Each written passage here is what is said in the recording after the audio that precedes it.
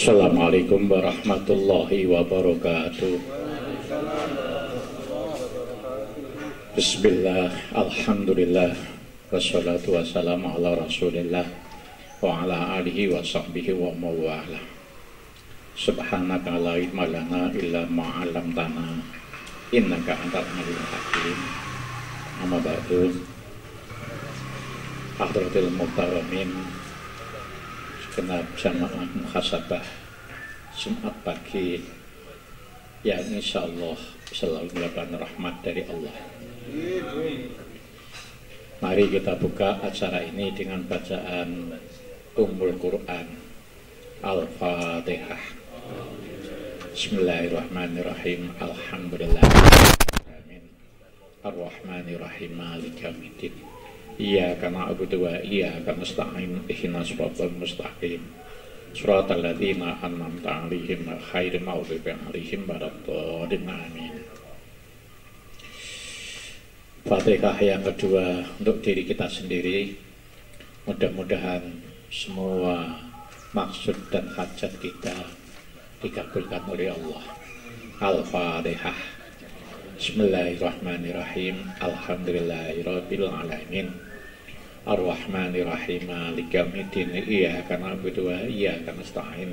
Ihdinas siratal mustaqim. Shiratal ladzina an'amta 'alaihim ghairil maghdubi 'alaihim waladdallin. Amin. Fatihah yang ketiga untuk guru kita Romo Ki Haji Muhammad Samarudin Ahmad. Mudah-mudahan segera diparingi kesembuhan oleh Allah. Bisa sehat seperti sedia kala, bisa mendidik kita semua lagi. Al-Fatihah. Bismillahirrahmanirrahim. Alhamdulillahirabbil alamin.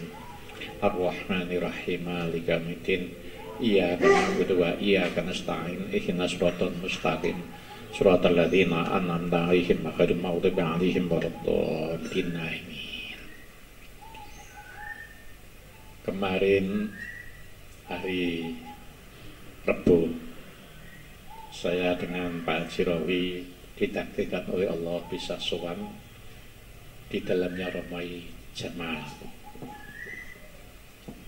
Saya amati, saya pandang,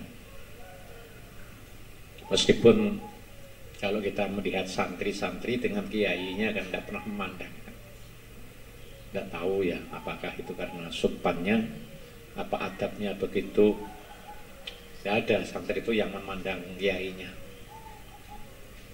Itu nanti kita ini ternyata belum banyak ilmu Pak Tom.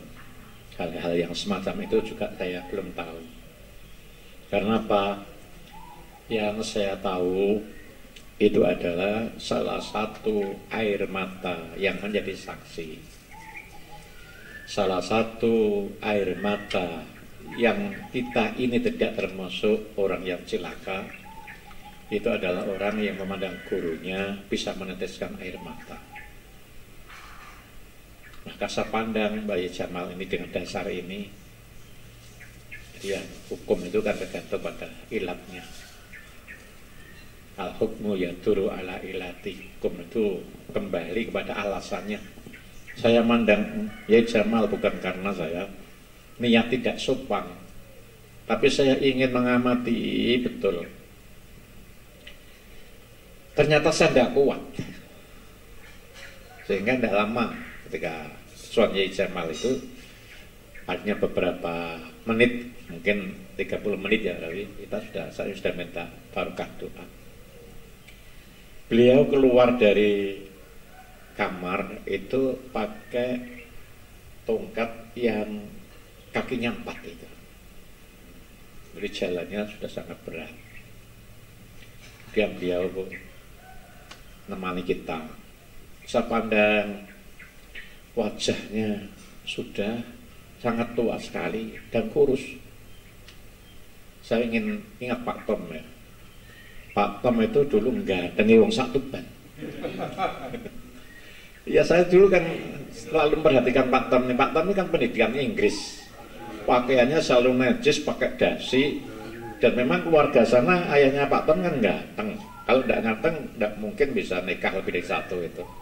Cuma tidak nurun wajah saya ganteng. Pak Tom kan ganteng. Saya lihat foto-fotonya ketika acara NO itu. Itu kan juga masih ganteng. Tapi ketika sakit itu langsung Pak Tom menurun. Ininya sudah mulai. Apa karena sakitnya, apa karena usia ya Pak Tom ya. Menurun. Jamal ya seperti itu. Badannya kurus. Kelihatan rosanen itu sudah cekung. Tapi yang luar biasa itu adalah pikirannya dan hatinya, dawuhnya itu masih jernih sekali. Saya tempat tanya, kalau amati tangannya kados apa, sikile apa, ternyata dia sudah jawab. Saya hanya ngamati aja, ini abos dan Pak Uda. Karena apa? Saya ini komplikasi ginjal, komplikasi jantung, komplikasi diabetes, dan apa ada 5 ya yang kemarin sampaikan itu apa semua. Yang saya terenyuh lagi, saya diambilkan buku ketika beliau istirahat yang selama hampir 2 tahun ini beliau nulis buku karena tidak ngaji. Nulis buku diberikan kepada saya, jumlahnya 9, yang 1 masih naik cetak belum selesai, mestinya jumlahnya 10. Dan buku yang tebal itu saya lihat Pak Tom itu halamannya 650. Bisa kita bayangkan dalam kondisi seperti itu kok bisa nulis dan dawuhnya ini masih nyaring, kemudian manahnya ini masih berniat sekali. Lalu saya evaluasi, saya ini belum seperti Haja Kewis Laleman, kan kelihatan jauh sekali. Ayah saya dulu itu bisa khatam Al-Quran itu minimum setiap minggu sekali, bahkan 3 minggu sekali. Saya mau niru seminggu sekali ini kok berat ya. Sering mundur apalagi kalau pergi. Sering mundur jadwal itu tidak bisa konsisten tiap minggu khatam itu. Jadi seperti itulah orang-orang yang alim itu. Ya insya Allah buku-bukunya ini nanti akan saya pelajari, saya baca, nanti sinau bareng di jamaah ini. Kita sinau bareng. Metodologinya tetap sebagai Al-Quran, menjelaskan, kemudian cerita. Karena Al-Quran itu sendiri adalah 30% isinya cerita. Dan pendidikan melalui cerita ini mengesankan dan gampang diterima. Para jamaah yang dimuliakan oleh Allah, acara nanti kita setting yang sebaik-baiknya. Seandainya saya tidak ada kepentingan lain yang harus bermalam, saya tentu senang sekali kalau bisa naik bis. Ada beberapa kelebihan naik bis itu, tapi saya harus bermalam, maka tidak bisa naik bis itu. Saya minta nanti Pak Yetom ini yang memimpin di sisi spiritualnya, Pak Arni yang ngatur dari sisi lalu lintasnya. Sisi spiritualnya seperti apa? Berangkat nanti ya dimulai dengan bacaan doa safar. Ini urusannya Pak Yetom. Dan perjalanannya diisi dengan sholawat. Ini kalau kita isi dengan sholawat, ini kan pas hari Jumat, fadilahnya kan luar biasa. Tidak kerasa tahu-tahu kita nyampe ke sana. Sehingga dalam bis itu kita selain nyaman dan juga penuh makna. Kemudian secara formal pimpinan rombongan ini saya serahkan Pak Haji Rowi. Sehingga ketika tadi malam Mbak Yesaroh mungkin sudah nelpon Pak Rowi, Yesaroh itu bisanya Mbak Khalil. Saya waktu itu kan tanya, bukan saya laporan, Nyai mlebet Tawangmangun itu membayar napa mboten? Jawabnya mboten bayar. Kalau tidak masuk di tempat-tempat tertentu. Nah, kita ini kan mungkin kan tidak ada rencana untuk masuk di tempat-tempat tertentu ya Pak Arni. Karena di sana itu sifatnya kan kita menunggu waktu biar tidak jenuh. Kita gunakan masuk ke situ untuk tadabbur. Saya pernah ke Tawangmangun dengan Pak Rowi ini tahun 87. Saya barusan punya mobil baru, Cherry. Dia tidak kuat naik Tawangmangun dulu. Naik Cemoro Sewu tidak kuat nurun. Itu kali kecilnya anak saya baru Freddy waktu itu. Dan saya kan ingin, ya, ini kira-kira sudah seperti apa, kita tadabbur di sana. Dan mungkin sarapan atau makan siangnya ini lebih nyaman di sana. Ini gambaran saya kenapa kira-kira ada seperti sana itu paling kan jam 2:30. Kita sekarang sudah sarapan.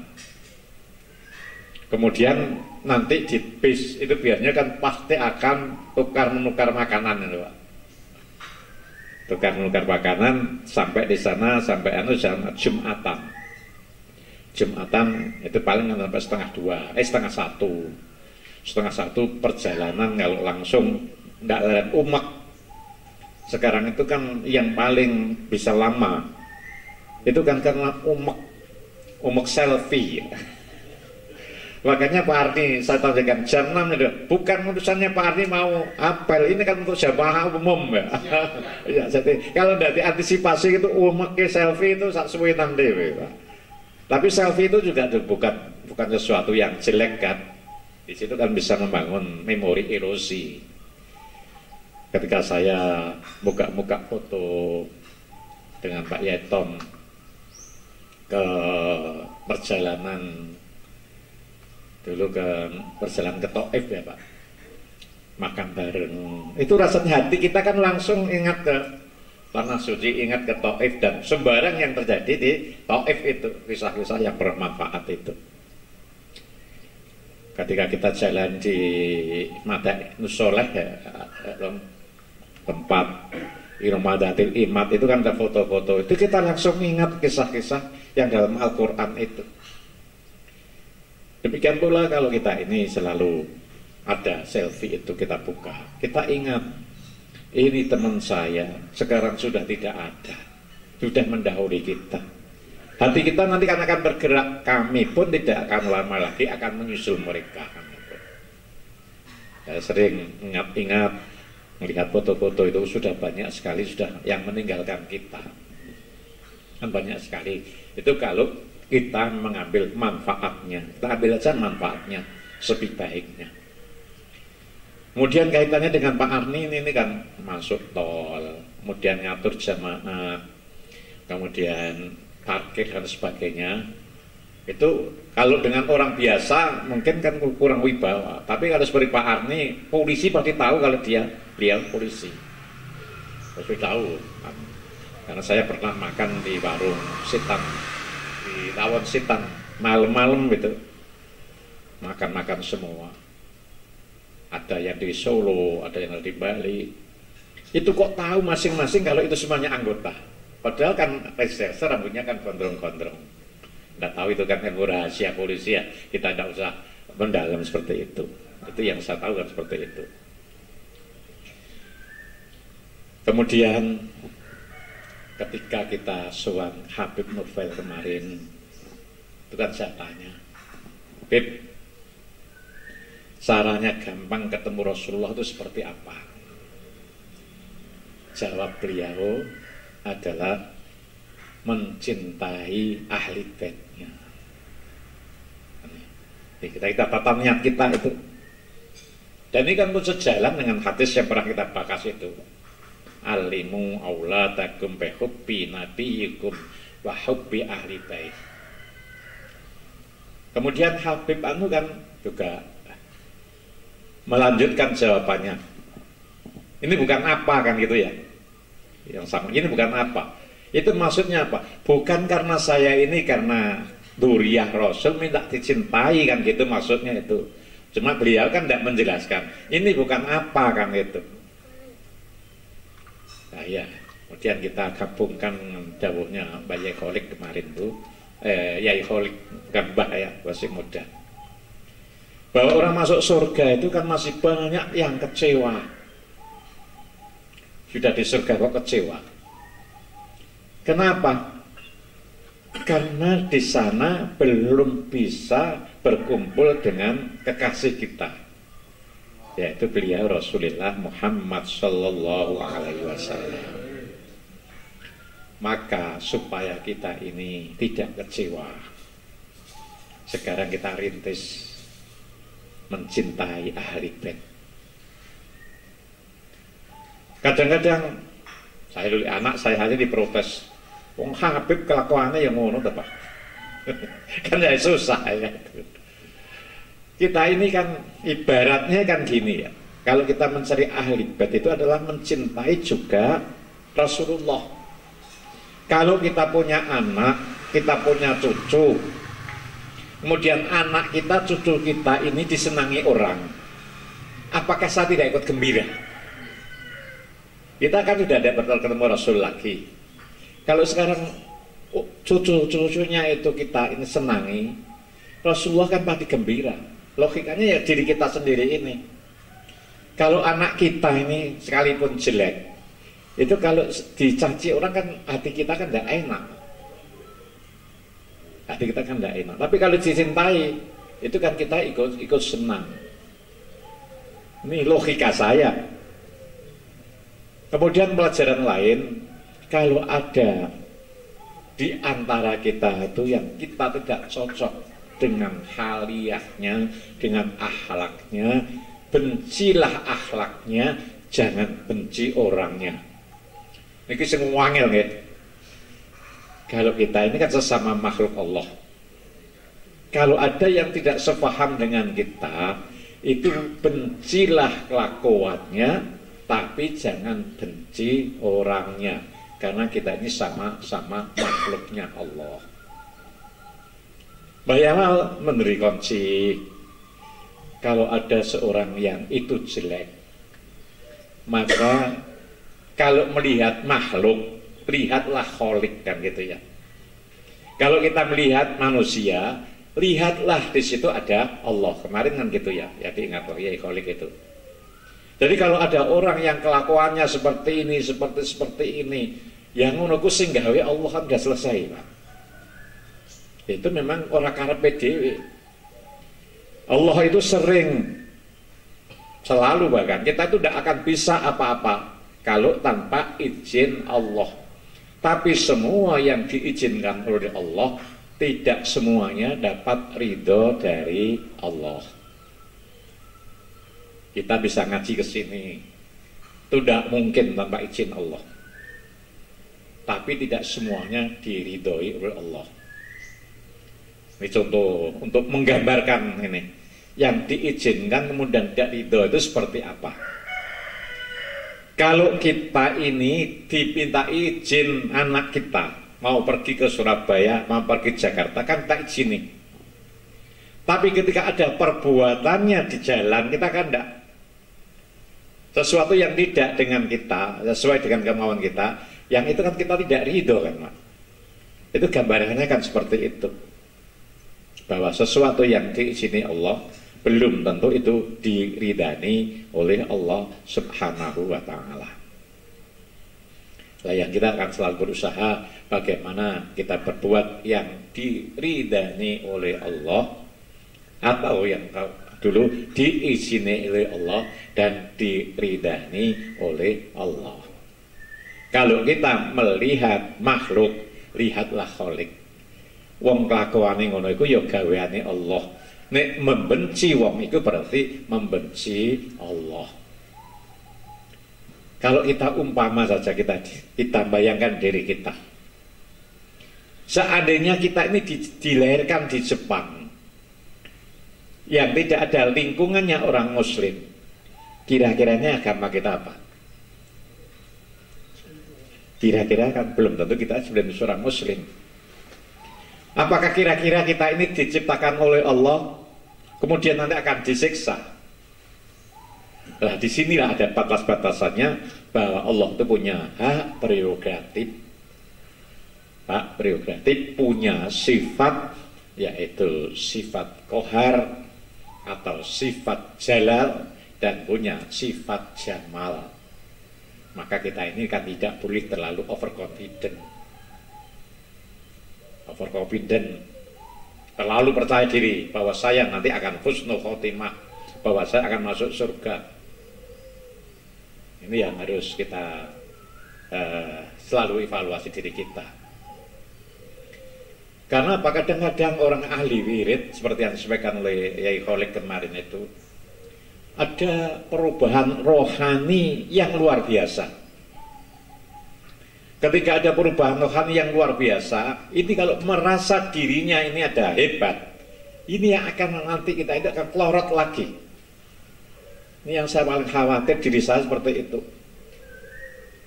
Karena saya merasa sering ada perubahan rohani yang seperti yang disampaikan oleh Yai Kholik.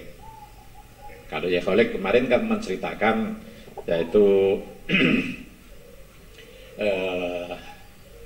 Sahel bin Abdullah Al-Tustari, ya. Al-Tustari bukan Kastari, Mbak. Sahel bin Abdullah Al-Tustari ini kan sudah mulai kecil thorikoh, umur 3 tahun. Ini karena apa? Karena subatus sholihin yang kemarin kita bahas itu, Pak. Kalau kita itu ingin dikenal Allah, itu kan ada 5 itu ya, Pak. Masih ingat nggak? Jadi kita apal terus, kita pahami, kita amalkan. Supaya kita ini dikenal oleh Allah, bukan kita hanya mengenal Allah. Minallah ila abdi ini. Masih ingat ya? Ulang nih ngomong tuh ingatan, Pak. Daripada yang mendengarkan, memberi, Pak temennya. Memberi itu ya. Kita ingat kembali ya, biar apal, biar kita paham, kemudian kita amalkan, supaya kita ini betul-betul dikenal oleh Allah. Dan kalau dikenal Allah, pasti semuanya akan lebih enak. Kita masih ingat, pertama adalah imamun adil, nomor 2 adalah sahih, nomor 3 adalah suhbatus sholihin, nomor 3 adalah mahabbatus sholihin, nomor 4 adalah banyak membaca selawat, nomor 5, nomor 6 adalah karena nasab. Kita yang paling mungkin ini adalah suhbatus sholihin dan mahabbatus sholihin itu ya. Mahabbatus sholihin. Jadi setelah kita ketemu Habib Novel, itu kan suhbatus sholihin. Itu dilanjutkan dengan mahabbatus sholihin, mencintai. Nah, karena kita mencintai, paling tidak kan sering nyetel YouTube-nya itu kan. Ini nggak paling tidak kan setelah nyetel YouTube-nya kan nanti kita bisa, ilmu-ilmunya bisa kita terapkan itu. Saya kembali kepada Sahel bin Abdullah Al-Tustari yang umur 3 tahun sudah masuk thorikoh. Dan di situ dijelaskan ada orang yang thorikoh itu memang pembawaan, ada yang karena kepentingan. Ada yang kepentingan mergo uripe angel mlebu thorikoh. Utangnya akeh mlebu thorikoh. Saya rasa ini juga tidak salah ya. Karena pernah kita bahas bahwa walinya Allah itu seneng kalau dirinya itu dalam keadaan qabdu. Qabdu itu serba kekurangan, serba kebutuhan, sempit gitu lah. Walinya Allah itu susah, nangis ketika dirinya itu dalam keadaan bastu, tidak ada dalam selalu dalam kelonggaran. Jadi kalau kita masuk thariqah sebagai satu tindakan karena sesuatu, menurut saya itu juga tidak apa-apa. Wong saya sendiri itu masuk thariqah sangat terlambat. Saya tahun 76 itu semua satu kelas itu sudah baiat ke Tulungagung. Saya belum baiat. Tahun 90 dengan Mas Harmono, kuwi sowan Mbah Jalil. Tapi alhamdulillah kan berikutnya kan masih sudah baiat. Mas Harmono kan wiridan enggak usah itu. 90 dia itu bisa ditanya orangnya masih hidup itu. Sehari penuh kan diceritani terus sama Mbah Jalil itu. Ternyata ceritanya itu ada kelanjutannya, bukan cerita omong kosong. Jadi kadang-kadang seorang wali itu memberi petunjuk kan seperti itu langsung apa itu ya cerita-cerita yang tidak langsung. Baru berikutnya bisa kita baca itu. Dan saya baru baiat bareng jamaah sini tahun 2006 malah 25. Kenapa saya baiat waktu itu? Saya dalam keadaan semua serba gampang.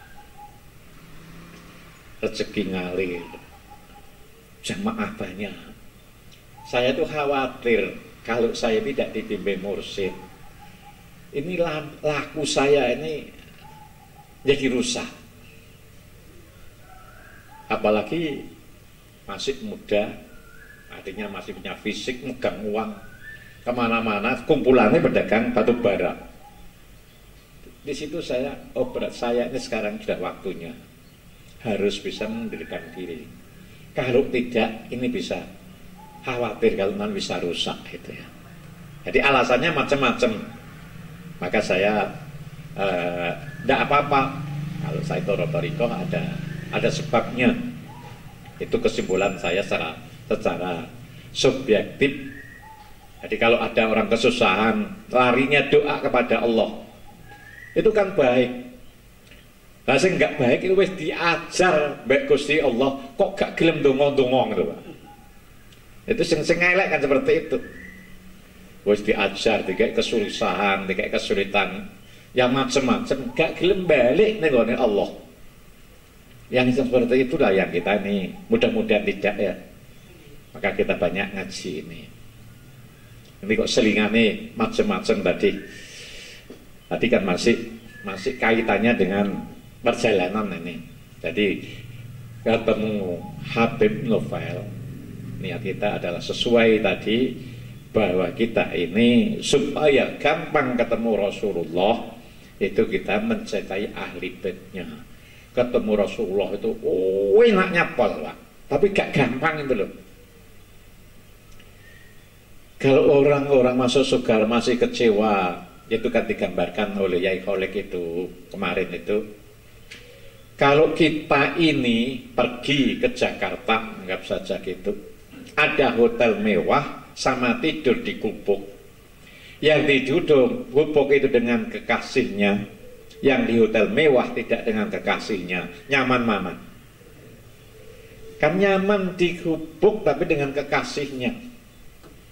Daripada tidur di hotel bintang tapi pisah dengan orang yang kita cintai.